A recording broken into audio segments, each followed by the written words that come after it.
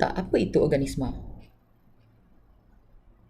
Organisma sebenarnya ialah benda hidup seperti panda yang ada di depan ni, zirafah dan juga anjing laut.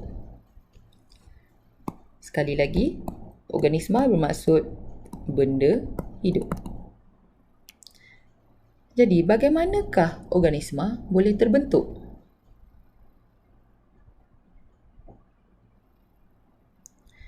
Organisma terbentuk daripada satu unit asas yang dipanggil sel, dan kemudian sel-sel tersebut akan bergabung menjadi tisu, yang kemudian akan bergabung menjadi organ, yang kemudiannya akan bergabung menjadi sistem, dan semua sistem akan membentuk organisma.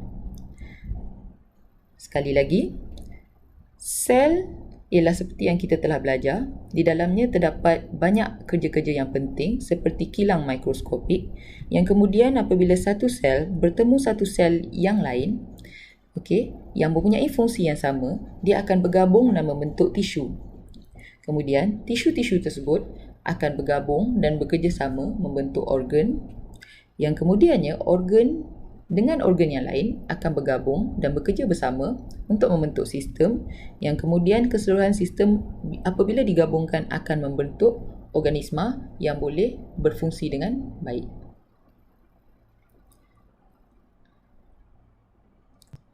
Ini adalah contoh sistem badan manusia. Sistem badan manusia ada banyak dan kesemuanya bergabung membentuk organisma yang lengkap, iaitu manusia. Jadi sistem badan yang pertama ialah sistem perkemahan. Dalam sistem perkemahan terdapat banyak organ yang bergabung dan berfungsi bersama antara satu sama lain, iaitu kulit, paru-paru, ginjal. Fungsinya ialah untuk menyingkirkan bahan buangan yang berlebihan daripada badan. Kemudian kita ada sistem rangka. Sistem rangka mempunyai organ seperti tulang. Ia menyokong badan dan melindungi organ dalaman. Kemudian yang ketiga, kita ada sistem limfa yang berfungsi untuk mengalirkan limfa ke seluruh badan untuk mempertahankan badan daripada jangkitan. Yang keempat, kita ada sistem pencernaan yang mempunyai beberapa organ yang penting seperti mulut, esofagus, perut, usus kecil dan juga usus besar.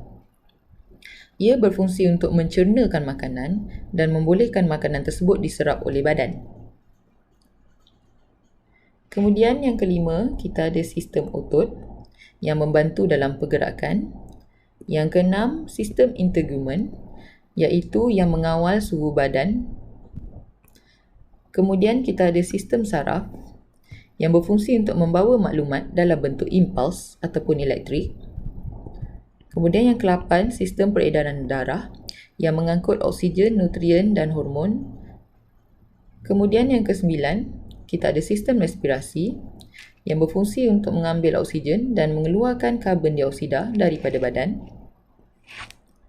Kemudian yang ke-10, kita ada sistem endokrin, iaitu sistem hormon, yang terdapat juga beberapa organ di dalamnya yang berfungsi untuk menyelaraskan tindak balas dalam badan. Dan yang ke-11 ialah sistem pembiakan yang berlainan di antara lelaki dan perempuan yang berfungsi untuk pembentukan zuriat. Jadi sekali lagi, bagaimana organisma terbentuk? Kita lihat dulu dalam manusia.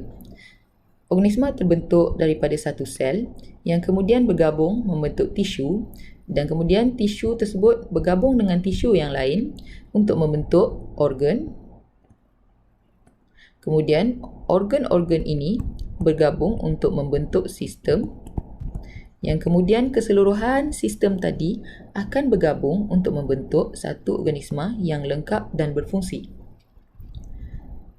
Seperti juga dalam tumbuhan, ia bermula dengan satu sel yang kemudian bergabung menjadi tisu, dan kemudian tisu-tisu tersebut akan bergabung dengan tisu yang lain untuk membentuk satu organ, yang kemudian akan bergabung dengan organ yang lain untuk membentuk sistem, dan akhirnya terbentuklah organisma lengkap yang boleh berfungsi dengan baik. Jadi, apakah kesimpulan yang anda dapat buat? Sila kongsikan, like dan share video ni dan komen jika anda ada soalan. Sekian, itu sahaja. Bye. Terima kasih kerana menonton. Jangan lupa subscribe, like dan share.